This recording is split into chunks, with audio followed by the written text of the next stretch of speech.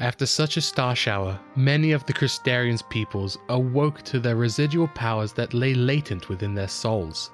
Elidibus confirmed that hearing Hydaelyn's voice did indeed mean that they were meant to be warriors of light. Or rather, it was a prerequisite. A warrior of light, a word tainted by the flood, as anything related to light was regarded as negative rather than positive. Yet, in the past, it wasn't so. It was synonymous with hero. For centuries they had regaled their heroes with such a title, and it was bestowed to any man or woman who showed prowess above their peers. Interestingly, the meaning of Warrior of Light is the same in both the source and the first. It was no coincidence, however, as Hydaelyn brandished her chosen with the name Warrior of Light, and they called themselves that. There was even a time when Hydaelyn called us by that very name. This whole time we had believed that Elidibus inspired the people to become warriors of light. In reality, that desire existed long before he showed up. The children of the Crystarian's reasoning for becoming one is completely unrelated to Elidibus. He just brought to light what everyone was thinking, be it from stories of Eld that had been passed around the campfire, or be it from their neighbor who left to pursue their dream. They wished to help their fellow man for the betterment of Norvrand. The day the Archons leave the First is approaching fast. This place is no longer the strange and distant land it once was. It is our second home. We cannot leave without first dealing with Elidibus and putting an end to his charade. We have inspired the children and given them motivation to continue pursuing their goals of becoming a warrior of light. Suddenly we have the urge to visit the Watchtower. For some reason, Elidibus was compelled to come here, a reason not even he is aware of. Our echo activates and grants us a vision. It is a vision of him being welcomed into the convocation as the seat of Elidibus.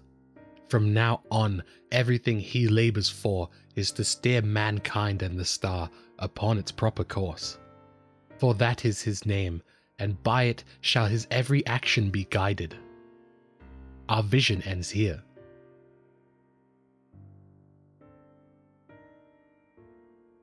He tells us that peering into his memories will not give us any valuable information.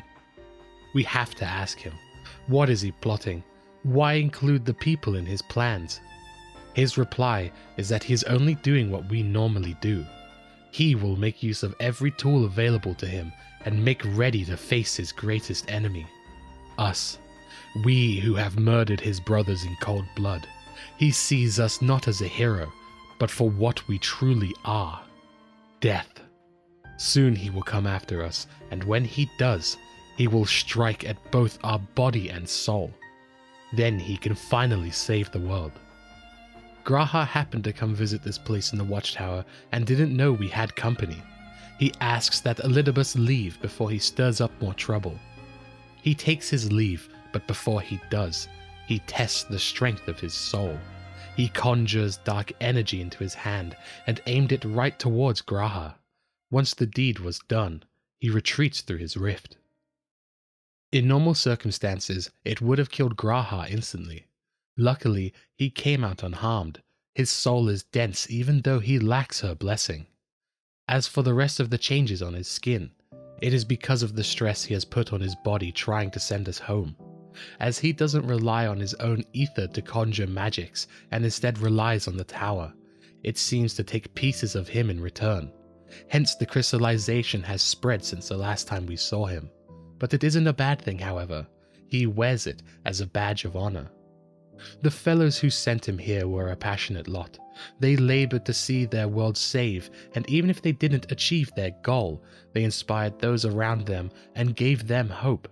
Not to say that they didn't fervently believe everything they said. They put themselves to work and ended up achieving the impossible. He didn't understand how their flame burned on. How did they have so much faith when facing such unrelenting despair? It wasn't until he saw things from their perspective he realized how. To take action is to hope. To choose to believe is to take the first step towards a brighter future. That is why he asks us to allow him to partake in some recklessness. He has a plan, and when all is said and done, he will have a favor to ask of us. Reen, who has raced everywhere looking for us, interrupts our discussion. Thancred has just collapsed. If an injury or old age didn't cause it, then it must be related to the link between his body and soul. It is weakening, drastically. Their conditions are deteriorating, and the time for them to go home seems to be closer than we had once thought.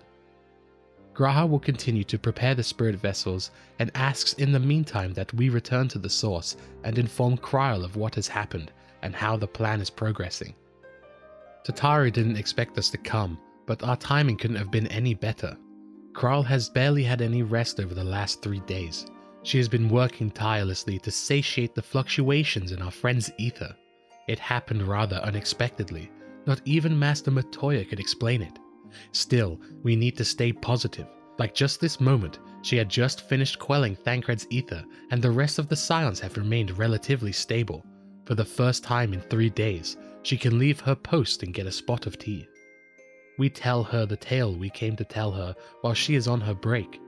This confirms that the fluctuations here on the source are affecting them on the first as well. If G'raha wants to do something reckless, then she agrees that we should let him. Their conditions are worsening, and who knows how stable they'll be in the coming weeks. Maybe recklessness is what we need right now. Just before we return, Tataru has baked a little bit of home for the Archons trapped in the first. Archon loaf, the worst tasting bread to ever be created in Eorzea, but a famous bread in Sharlayan. For what it lacked in taste, it made up for it in its nutritional value. All the important nutrients you need for a hearty meal will be packaged into a single slice of bread. It is also dense with ether, which may provide a slight relief to their condition. With the loaf in hand, we return to the Crystal Tower's Oculus and tell our friends what we have learned on the source. Their body stability is deteriorating, though we may be in luck. They have finally created a functioning spirit vessel. For the sake of everyone's understanding, let's re-explain their problems and how they solved them. They used white auracite as a base, which allowed them to transfer mind and soul. A problem arose when they tried to imbue it with one's memories. It would not work. So they researched the Allagan's memory transferring capabilities, which said capabilities were tied to the royal bloodline. They attempted on many occasions to imbue the white auracite with G'raha's blood, but it never worked. Then, an idea occurred to him. Why not fuse it with his crystallized blood instead? This was the reckless idea he was talking about. He carved his crystal arm for the crystallized blood that lay underneath it, and fused that to the tip of the spirit vessel.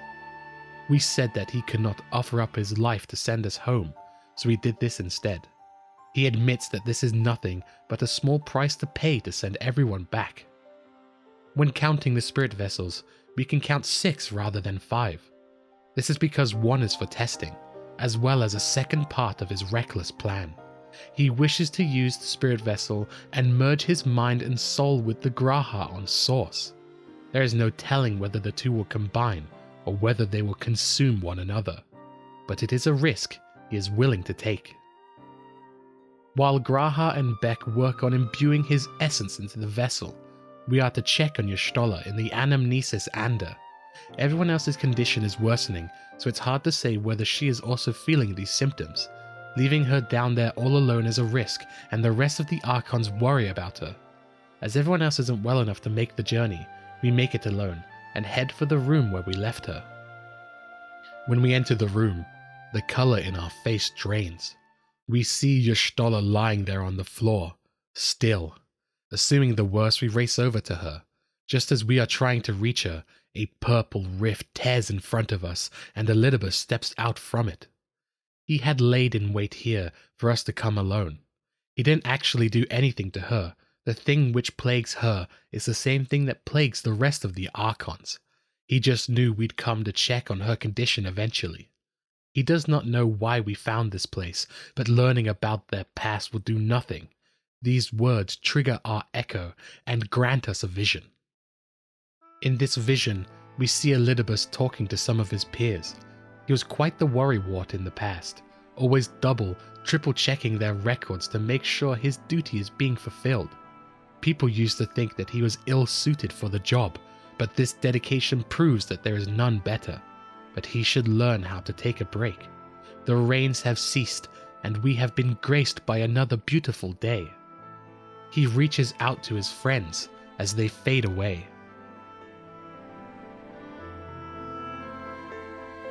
It fades away into oblivion.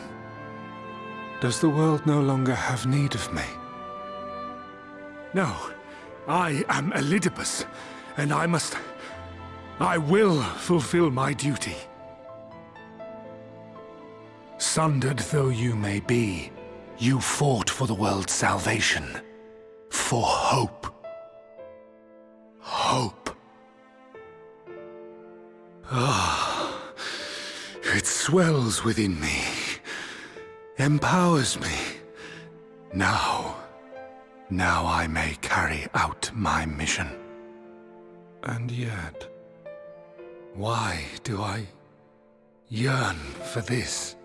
Why do I struggle so? Our vision ends here. Elidibus, aware that we glanced at his memories yet again, teleports Y'shtola away. If we want the girl back, we will have to do everything he says.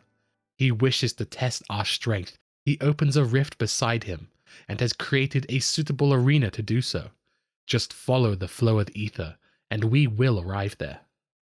The rift takes us to a familiar place, Amarot. We were to assume that the enchantment on this place disappeared after Emmett's death.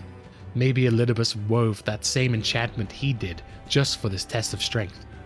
If we can make it to the capital whilst besting his challenges, then he shall release our friend to us. We tire of these games.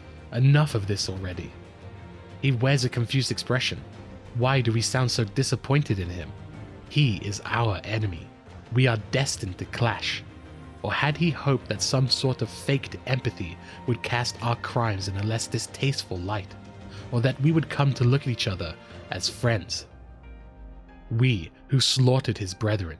We who tore down everything they had built. We look towards the floor. He is right, and we know he is right. In his eyes, we are guilty of everything he says. We do not deny it then. We will see what we have stolen from them, but do not imagine that he desires remorse, only justice. There are no tricks to this challenge. We must simply beat the enemies before us. He starts with something easy, something a hero might find at the beginning of their journey. He turns the creatures into our allies, Thancred, Y'shtola, Yida, and Papalimo. But their outward appearance mustn't fool us, for they are only monsters wearing their skin. He wishes to show us that even a monster is someone's loved one. Again, he urges us to move forward. Every tale requires villains. We must defeat them and claim our place as a hero. He summons Livia Sasjunus, Rita Hitin Sasarvina, Nero Tolskava, and Gaius van Baelzar. We make quick work of them, and he congratulates us, telling us to move onward over the bloodied bodies of the fallen. In our journey, we have tasted many sweet triumphs and many bitter tragedies, one of the biggest being the Sultana's assassination. The Crystal Braves were the ones behind it, and he summons those who were in control of them, Laurentus, Uyuhaze, and Ilberd. The people we know so well, whose faces we loathe. Unlike the others, this will be easy. Elidibus admits that it will take more than some monsters to leave an impression on us, but that doesn't matter. He has dealt with heroes before, and it always ends the same. No amount of reasoning will bridge our differences.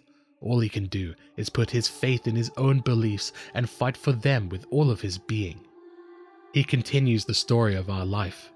The next step follows directly after the bloody banquet. We had just been falsely accused of regicide and fled to Coerthus. We stubbornly lived and threw ourselves into the thick of the Dragon Song War. Swept along by the tide of events, we pursued and slew those who also sought to stop the unending conflict, just as we were. He summons Thordan and his knights. If we were to take their perspective, we were in their way of achieving true peace for their nation. Yet we slew them and put a stop to their schemes. Did we do it to save Eorzea, or was it a thirst for vengeance that drove us to do it? Next, he recreates the Grand Melee, summoning Imeric, Lucia, and Reborn. People tend to flock around heroes. Those people may harbor all manner of motives, be them pure or not. In Elidibus's eyes, personal desire tainted the friendship we had with them, and they deserved a fate just like the one we gave to these monsters. We know what comes next in the story. We put an end to the Dragonsong War by slaying Nidhogg. With such ease, the 1,000-year-long war had ended. To halt the bloodshed, we butchered their leader. Is anything more ironic than that? For every end marks a new beginning, and for heroes such as us, there is only ever conflict. Our next step was Ala-Mhigo. We followed Garlemald's trail of ash and set forth into a storm of blood. We fought and grew stronger with each battle, so strong that the unsundered Ascians could no longer control us. We journeyed far and wide across Doma and Ala-Mhigo. We gained the aid of their strongest warriors and inspired many passionate souls to join us. Yet, by inspiring those souls, we brought them to the pyres firsthand and co-signed their death warrants. Let us turn to the finale. A fitting end to this spectacle would have beast fight against beast. The strength of this fake Xenos is much weaker than the real thing. Still, it puts up some kind of a challenge. Midway through the battle, the replica Xenos vanishes. It seems even Elidibus struggles to maintain a recreation of that beast. He commends our strength, but there is only so much he can learn from these kinds of tests. He needs a fairer opponent, and decides to take us head on instead. He may not be the real Ardbert, but we better not underestimate him. All that made him who he was is now a part of his very being. The battle wages on, with neither of us giving an inch. He can sense our murderous intent, and wonders if that is because we believe in slaying him we may retrieve the body of our friend. If we want it back, we'll have to prove to him that he cannot best us with this body. But we have grown so much stronger since our bout at Gimlet Dark. Even Elidibus can see that. Transcending his limits was not enough to beat us in this battle. He finally has his answer. Y'shtola has awoken from her condition and relieved herself of her bonds. She wishes to trade words with Elidibus. She has a theory concerning what he wants to accomplish. It derives from the fact that he is a primal. The ancients created Zodiac to save their star. If the magic that brought him forth is the same as the summoning magic, then he would have a certain desire. A desire to bring salvation to the star. We know he sacrificed himself to become his heart. If he is a fragment of his being, then a desire for the star's salvation must reside within him, which made him turn to the masses and made them rise up as warriors of light, thus empowering him. He confirms that she is correct, on all accounts. Then he must be aware of how fickle mankind is. We change, forget, and this is why they deem us unworthy to guide their star. Yet, does he truly remember anything of the final days? He is a primal forged from a cacophony of voices crying out for salvation. Does he truly have his own voice and not the voice of those who summoned him? This question does not discourage him. He has his duty of Elidibus, and he will continue to see it through, no matter what. He leaves through his rift, determined to do what needs to be done. We tell Y'shtola everything she has missed, and agrees that we should return to Yulmore, but it seems like her things did not accompany her here. She will return to Ander to retrieve them. She won't be gone too long. As we wait for her return, a glint catches our eye. On the floor is a crimson crystal with a tiny constellation on it. Upon picking it up, a voice rings out in our mind. Day 4th, bring honor to the seat of. It seems like a point in time has been preserved within this crystal. We keep hunting for more crystals, and each time we pick up a crystal, their voice rings out in our mind. From the yellow crystal, we hear, "Behold, my friends, embraced by the earth and caressed by the wind, vibrant life flourishes and all is right in creation." From the green crystal we hear, "There can be no greater joy than to use our wisdom for the good of the people, no greater pride." From the grey crystal we hear, "May all know happiness now and forevermore." From the pale green crystal we hear, "The heavens are ablaze and the land rent asunder. What will become of the world? Is life itself to be denied?" From the purple crystal we hear, "Come what may, we must not surrender to despair. If we hold fast to hope, we may yet find a path to salvation." From the blue crystal we hear, "Everything burns, crumbles, decays. I can hear the lamentations of my brethren, and soon there will only be silence." From the turquoise crystal we hear, "We will deliver our star from its doom. This we swear, so please dry your tears." From the sky blue crystal we hear, "The time is come. We shall rewrite the laws of creation, and we shall save our star." From the colorless crystal we hear, "From this life our Savior is born. May I be worthy of the honor." From the pink crystal we hear, "I feel my soul turning, slowly but irrevocably, and the power I wield begins to seem terrible. But this is right. It is right." From the scarlet crystal we hear, "Though salvation is ours, it came at a great sacrifice. All that remains is to pray that one day we will all meet again beneath the blue sky." From the violet crystal we hear, "Gone is the brilliant radiance of life, replaced by the sickly glow of malformed creatures. Is this to be how it ends? For we, who love the star with all of our being? No, I will not suffer it to be so." Upon finding the final crystal, we run into our friend Hythlodius.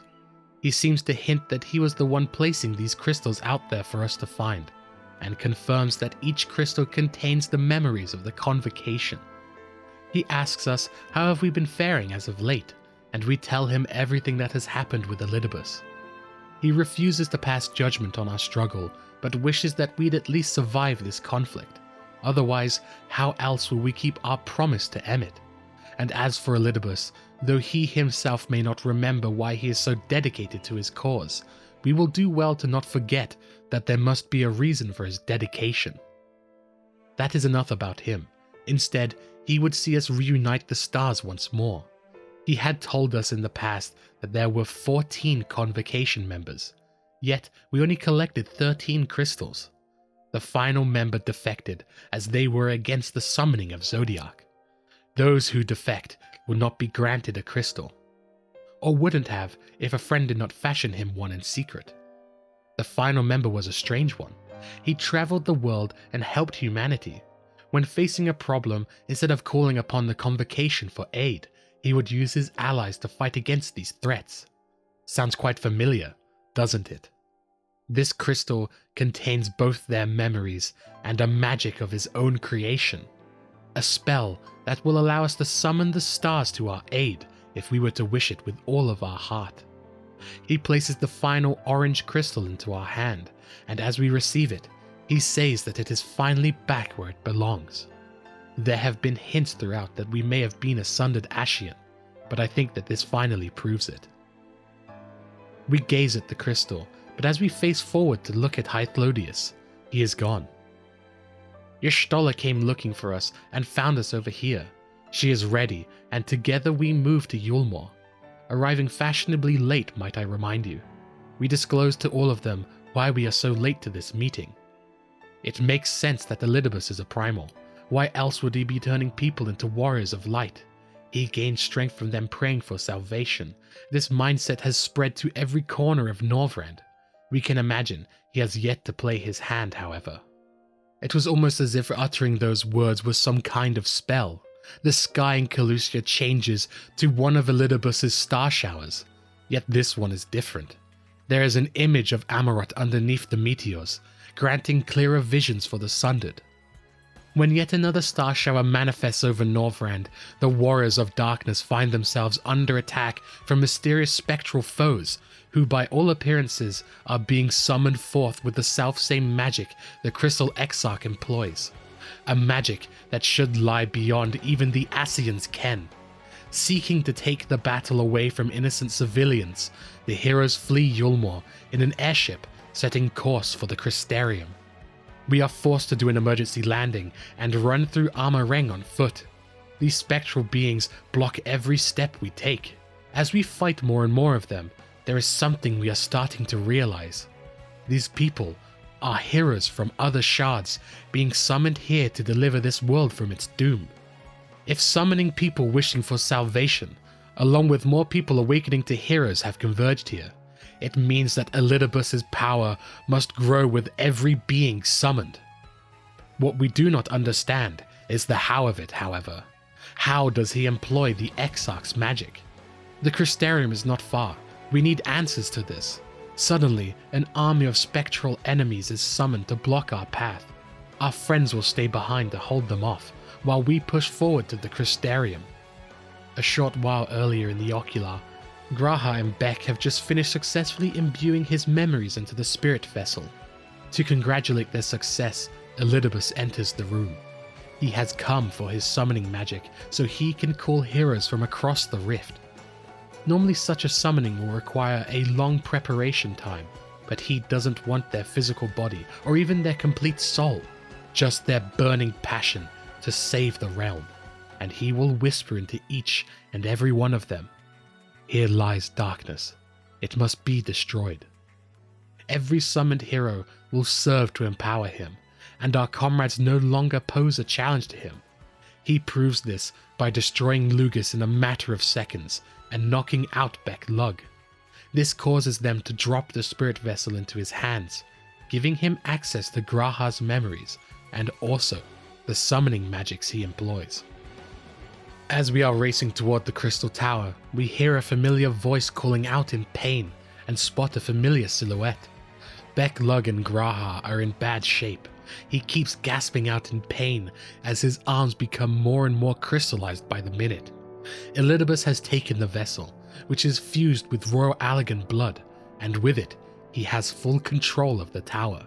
He has cast an ungodly amount of summonings, and for every single one he summons, the tower takes more of G'raha's body. Even though we'd wish he'd sit this one out so we can deal with him, he is determined to follow us to the tower. Elidibus has done something unconscionable. He has twisted the people's purest intentions for terrible ends, and it is something he cannot stand for. As Exarch, it is his duty to defend the people's hopes and dreams, so he is going, with or without our blessing. Luckily, before they left, they bound him in the tower. G'raha still hasn't played his trump card, and it is finally time for it to come to bear. Together we race to the tower and unseal the entrance. We go up its twisting corridors. Elidibus must be on the top floor, as he is nowhere to be seen. Suddenly G'raha trips and grasps his leg. It has crystallized solid.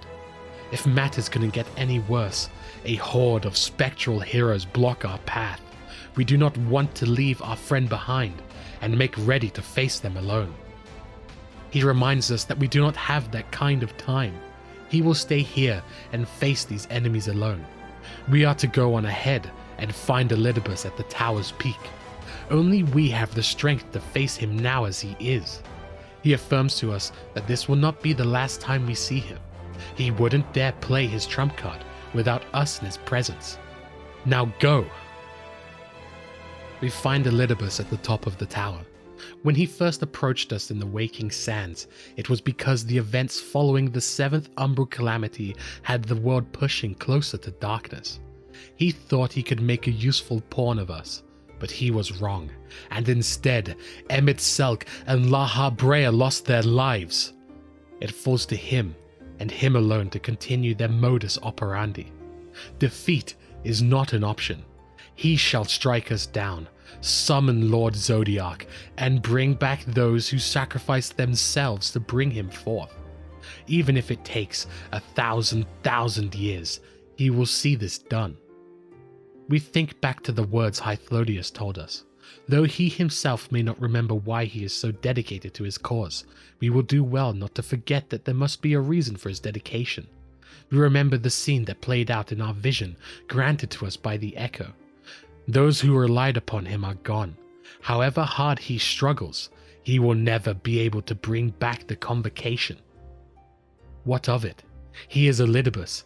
He has his duty, and he swore he'd see it through to someone. He cannot remember why he is fighting. This causes him to start laughing at this ridiculousness. It doesn't matter. This torment is what must be suffered to deliver the world from its doom. Even should you lose all that is dear to you, even should it cost your life, you bear the burden and fight on, kicking and screaming until your last breath is spent. We can hear Ardibus's voice from within. Aye, it's true. We've lost much and more, known unimaginable suffering, but through it all, we never, ever forgot what was dear to us, and that's what gave us the strength to carry on. He has no fight left to fight. We shall put an end to this. If you would usher in the end, then with my all shall I oppose you. So spoke Elidibus as he took unto himself the power of champions from beyond the rift to arise as the self-proclaimed warrior of light incarnate. Yet, as resolutely as our foe believes in his cause, so too do we believe in ours, and thus light and darkness must collide. He strikes at us with his newfound power, but we are unfazed. We grasp the 14th Convocation members' crystal tightly. Their voice rings out in our mind. Herein I commit the chronicle of the traveller, shepherd to the stars in the dark. Though the world be sundered and our souls set adrift, where you walk, my dearest friend, fate shall surely follow you, for yours is the 14th seat, the seat of Azem. Invoking the ancient magic imbued within the soulstone of Azem, the forgotten final member of the Convocation of 14. We summon the stars to our side and prepare to face our foe in the battle to steer the very course of the world. Even in Elidibus's new form, he is hard-pressed to beat us, so he uses his magic to swallow us in a rift and takes us to the place where the Ascians have been forced to retreat time and time again. It will now be our tomb, but we struggle, we fight, we resist. Clutching the soulstone of Azem, we wish with all of our heart to be saved from this place, and our wishes granted. Invoking the magic once more, we call upon the very stars themselves. A familiar ancient appears and returns us back to our original plane. Their mannerisms and their gestures. This ancient is none other than Emmett Selk. In our direst moments, he answered the call, and because of him, we can now fight for the salvation of all worlds. Elidibus immediately unleashes his strongest attack, but it is not enough to defeat us.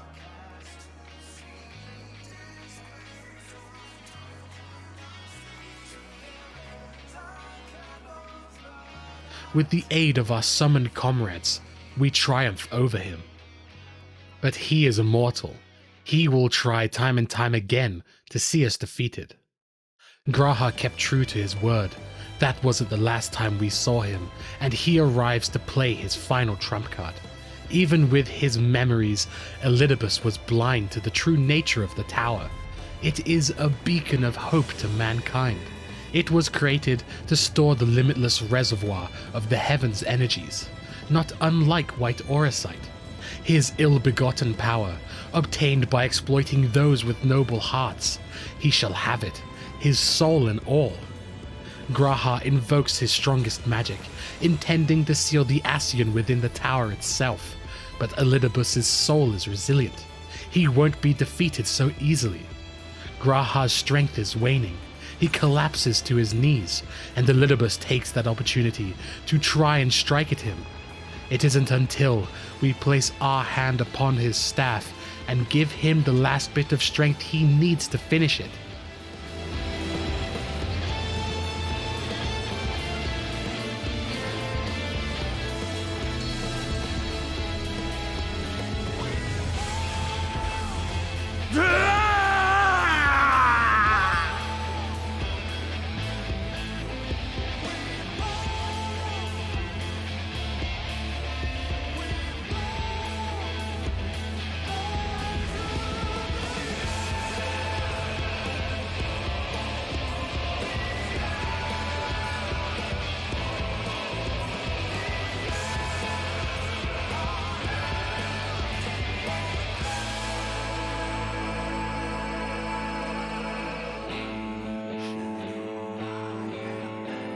The warrior of light incarnate is no more. All that remains is a small child. We place the 13 soulstones given to us by Hythlodius in front of him, so he can be with his friends forevermore. This finally makes him remember what he has forgotten all along. This.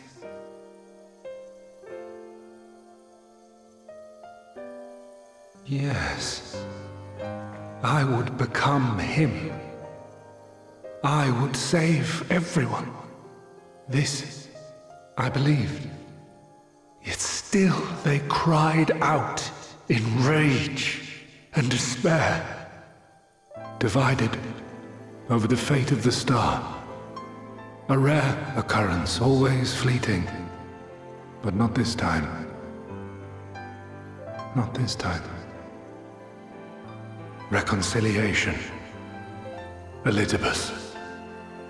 I was needed. I withdrew myself from Zodiac. For them. My people. My brothers. My friends. Stay strong. Keep the faith. At duty's end, we will meet again.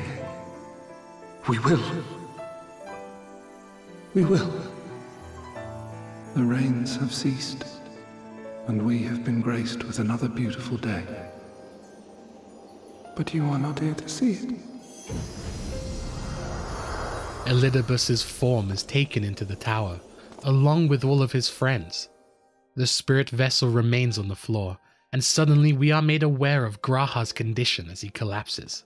Half of his body is made of crystal, and it doesn't seem to cease. As we talk, more and more of his body is slowly turning into crystal.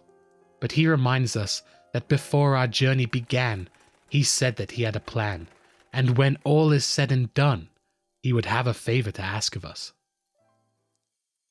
We have averted the 8th umbral calamity, found a way for everyone to return to the source, and, last but not least, we have secured the future of all the people of Norvrend. We have won, my friend. So, I hope you'll forgive me this moment of selfishness, and while I wouldn't want you to feel obliged, promise me you'll take me on your next adventure. A journey. Together. That's all I ask. If I were to tell you that this isn't the end, that we will meet again, would you believe me?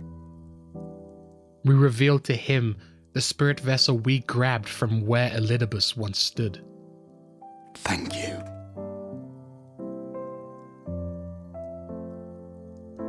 My friend, with you, my mind and memories shall travel to the ends of the world and beyond. But in this place shall my body stand immovable. May it serve as an undying promise, not only to those who look to me for leadership, but to any soul who has known despair, that hope is everlasting. Finally, he places his soul within the spirit vessel, and as the magic is complete, he gives us a smile, and slowly, his entire being is swallowed by crystal.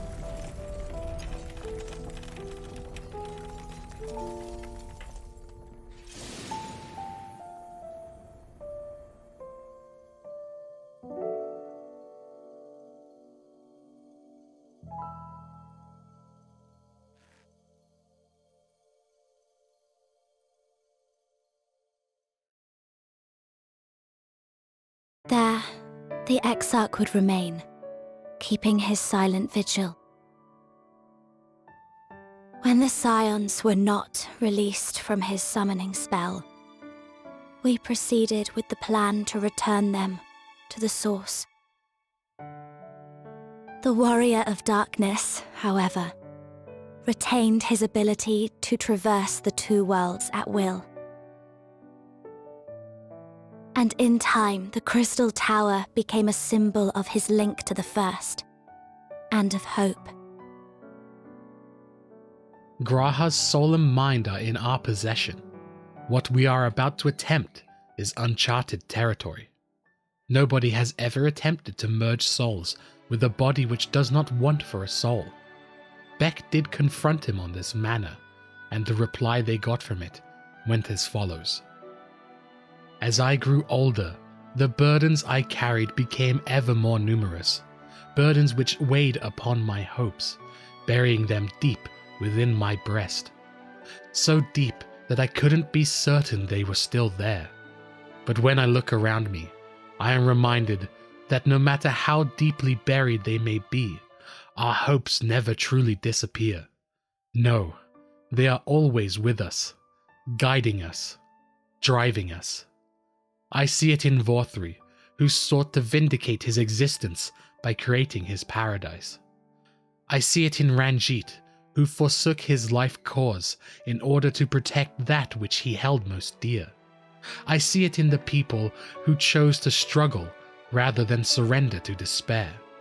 And though our struggles may differ greatly, since the very beginning of time, they have all shared that one common thread: hope. We struggle because we have hope, and when the time comes, I too will embrace mine. I will follow my heart regardless of the risks, and I will live with all of my being as befits one who has been granted a second chance. As you can see, he is willing to take this risk, and we will grant him his wish. Seeing as the rest of the Archons didn't leave abruptly, they wish to return to the places that are dear to them one last time. Alisaie realizes we do not need to say goodbye to anyone here, but the Exarch does. She believes it would be fitting to give him one last final farewell to the whole of Norvrand before we bring him to the source, where he can never return. What a great plan. First we follow Alisaie to Journey's Head and hear her say her final goodbyes to Halric and the other patients. Halric repeats the dying words of Tesleen. The time left to you is precious. Words etched into both of their hearts, and they shall live by them from now on. Then we move to Yulmore and watch Alphinaud say goodbye to his surrogate family here, the Chais.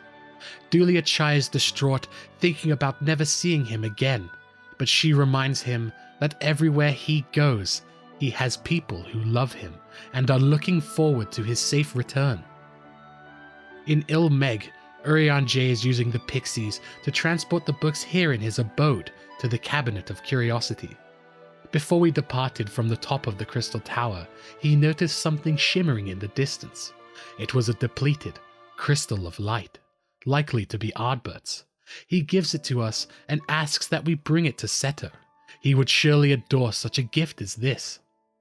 Seto immediately recognizes it as his crystal and begs us to tell him where he found it. We decide to tell him everything about what Elidibus did. It saddens him to hear such a tale, but he is happy that we have restored his honor and he can finally rest in peace.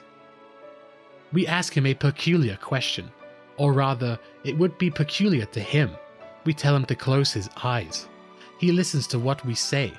If you remember, Seto can see souls. With his eyes shut, we can allow Ardbert, who resides inside of us, to speak to him directly. How can this be? Seto, my old friend. You've grown.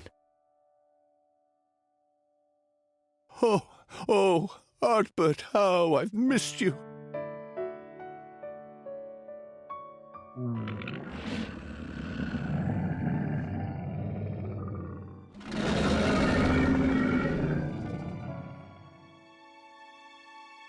I'm sorry I couldn't keep you safe, or even console you.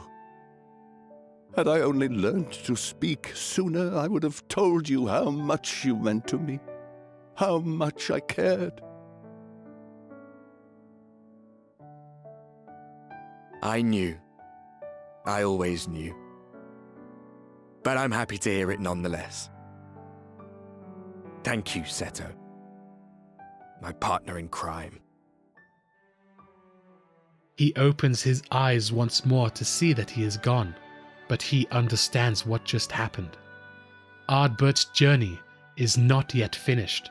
With us, he shall enjoy many more adventures. This gives him the motivation to go on a little adventure of his own.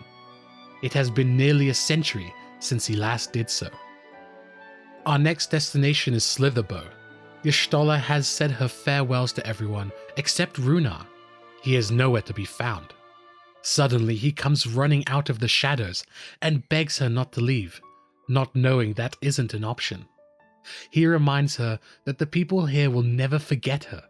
Wherever our journeys take us, we shall forever be in their hearts. As a retort, she reminds him that if there is a way to traverse the rift, then she will find a way to employ it. And when she does, he can guarantee that she will return, as there are many mysteries here that need solving. And last, the final destination is the other side of Armoreng, the Hills of Amber.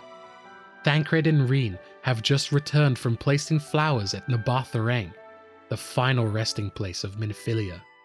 With their business done, it is time for all of us to return to the Crystarium together, one last time. Reen asks for everyone's attention, as she hasn't had time to say her piece to everyone before they leave. The first is grateful for all we have done for them. Though we are gone, there will be many more challenges for them to face. She will remember the good times and the bad, to give her the strength to carry on without us, because we made her who she is, Minfilia, Reen, and in honor of those names and these memories, she shall stand tall with the people of this land and strive for a better tomorrow. It falls to Thancred to respond, as he is her father figure. He places a hand on her head and tells her he knows just how much she has grown in such a short amount of time. He is and will forever be proud of her. She deserves all the happiness in the world and more. Reen had managed to keep a reserved composure that entire time, but hearing those words makes her facade break. Tears fall down her face as the reality of us leaving and never seeing her again is truly settling in. All the people in the Crystarium had overheard the words between us and gathered. The least they could do is gather all of them to see us off. They had never known the beauty of the night sky until we came, or the joy of our company. Though it saddens them to see us depart, they shall do what they do best and send us off with a smile. They will continue to follow our example and fight for the Crystarium. Before we arrived, they have always taken good care of the city. There is no doubt in our minds that they won't continue to do so. We have never met a more resilient people, as resilient and enduring as the tower that watches over you. They never asked the Exarch about his past. It is only now that he is gone that they truly see it for what it is. They know what's going to be attempted, and even if the stakes are low, it will succeed. How can it not, when every single person in the Crystarium is praying for its success? So when he awakens, they wish to give him a message.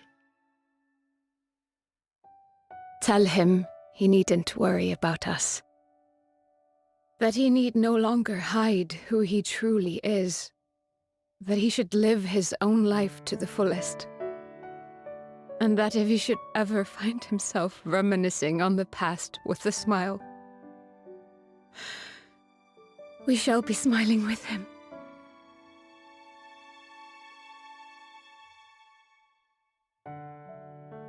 Will you tell him this?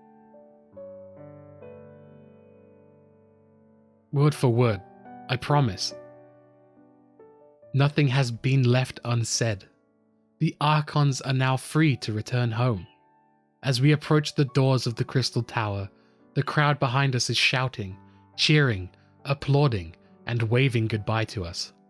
This place truly became a second home for us, and it is with pensive sadness in our hearts that we leave these people behind, to return home. They start by imbuing their memories into the spirit vessel, then by using Angelo as a surrogate to cast the magics. Their souls are transferred into the vessels. We stow all of them away safely and make the journey back home for the last time in the foreseeable future. As quickly as we can, we race to the rising stones and bring the spirit vessels to Kryl and Tataru. Placing the vessels near our friends' empty husks immediately starts a reaction with their bodies. Ether begins to radiate from their being, and slowly but surely, each and every one of them wakes up. But the job isn't done yet. Just as quickly as we came, we leave for the Crystal Tower. Yours is a long road, my friend, and it stretches onto places beyond imagining. With your every step, these grand adventures shall grow more distant and faint. And there may come a day when you forget the faces and voices of those you have met along the way. On that day, I bid you remember this: that no matter how far your journey may take you, you stand where you stand by virtue of the road you walked to get there. For in times of hardship, when you fear you cannot go on, the joy you have known, the pain you have felt, the prayers you have whispered and answered, they shall ever be your strength and your comfort. This I hope, I believe, here at memory's end.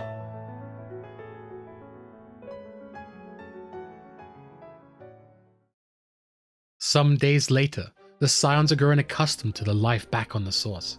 Alizé is filled with boredom over the lack of things to do, as well as jealousy over the other Scions getting their outfits and weapons from the First. A pixie which detailed their outfits and weapons gave Tataru a dream so she could craft them to perfection. Sadly, Alphino and Alizé were the last ones to arrive. The rest of us arrive here after a bit of delay. Together, we have finally resealed the Crystal Tower's entrance using the same seal G'raha and Beck-Lug employed. Even though the seal may be a weaker one, access to the tower has never been easy anyhow, meaning that he is finally a free man, free to do whatever he wants. Has he given any thought to the proposal we have offered him? Right. I accept. Henceforth, I shall count myself a scion of the 7th dawn. G'raha Tia, at your service.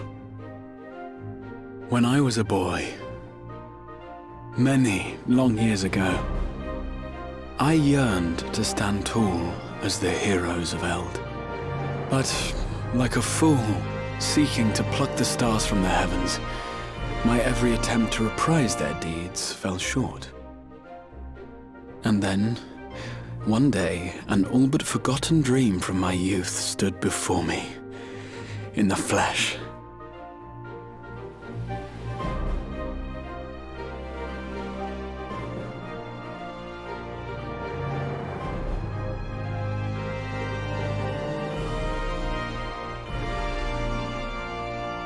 So it was that a new adventure began. Zenos is again having that same reoccurring dream, but this time he relishes in the knowledge that it was a vision of a dying world's end. He is here with that white-robed Ascian. They have just slaughtered all of the Populares in Garlemald. With their faction gone, he can now discredit their facts as mere rumors. Rumors that his body was slain by Yotsuyu. Then his body may lay claim to the boundless wealth within House Brutus. So much coin. Enough coin to employ armies and motivate people to do whatever he wants. He remembers that this body was once acquainted with Zenos. He removes his hood to reveal the face of Asahi Brutus, a disciple of Zenos. He may remember his face, but that matters not, for who occupies the body is different. Instead, he asks to know the Ascian's name. He holds the seat of Fandaniel, and he labors to advance his lord's ambitions. He thinks to himself for a moment. They waltzed right in here, slaughtered about an army of men, yet Elidibus deigned not to intervene. Could it be? Did the last of the Unsundered truly die? In a twist of events, he bursts out in maniacal laughter, stating that he is no longer bound by the shackles of mouldering memories or damnable duty. He is finally free to live for the moment. If Xenos gives the word, he shall go prepare his hunting ground. That which awaited was a fell beast. Ferocious, ravenous, remorseless. Do as you will. With permission given, Fandaniel begins to set up Xenos' next hunt. It has been too long, my friend, and insufferably dull in your absence. When you return to me, you will share everything. Every blow will be a story unto itself, every triumph, every kill. Rest assured, we shall have a fitting stage for our reunion. Oh yes, to reprise that transcendent moment, I will set this world ablaze, and we shall dance before the pyre. The beast shall kindle the flames of the apocalypse. Into its domain shall the hero set forth, for the final chapter in the tale of this star.